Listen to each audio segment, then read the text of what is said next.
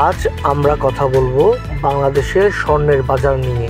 সোনার দাম কিভাবে বাড়ছে, টাকার মান কিভাবে কমছে, আর ডিসেম্বর 2025-এ এক ভরি সোনার দাম কত হতে পারে, সবকিছু আজকের ভিডিওতে থাকছে।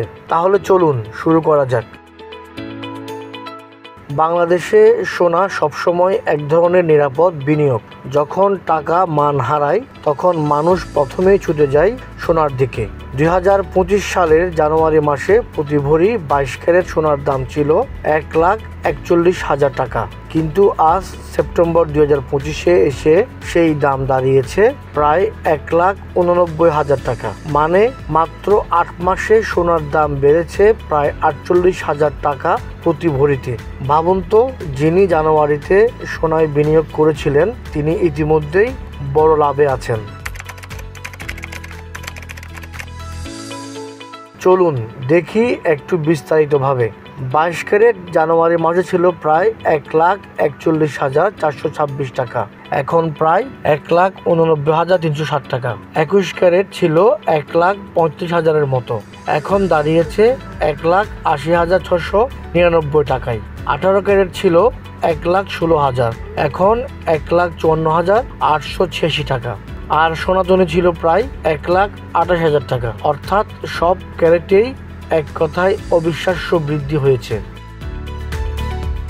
বন্ধুরা, এর পেছনে শুধু আন্তর্জাতিক বাজারে নয়, বাংলাদেশে টাকার মান একটি কারণ। গত এক বছরে টাকা ডলারের বিপরীতে অনেকটা দুর্বল হয়েছে।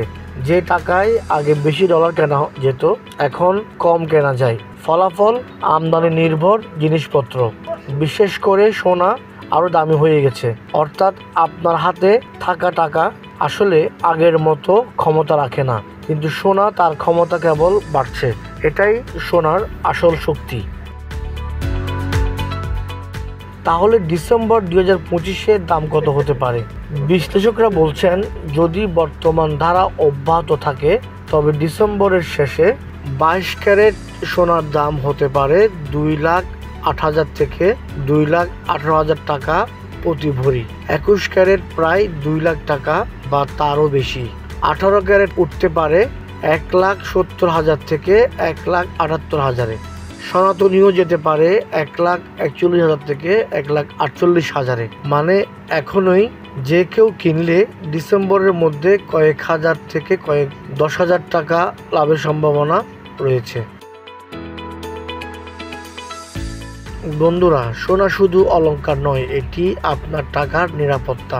যখন টাকা মান হারাচ্ছে, সোনা তখন আপনাকে শক্ত রাখছে। তাই যারা এখনো বিনিয়োগ নিয়ে ভাবছেন, সোনাকে অবশ্যই আপনার বিনিয়োগ তালিকায় রাখুন। এখনকার সিদ্ধান্ত কালকে আপনার ভবিষ্যৎ বদলে দিতে পারে। এভাবেই সোনার দামের বিশ্লেষণ পেতে চ্যানেলটি সাবস্ক্রাইব করুন, লাইক শেয়ার করে অন্যদের জানিয়ে দিন। আজ এখানেই শেষ করছি। ধন্যবাদ সবাইকে।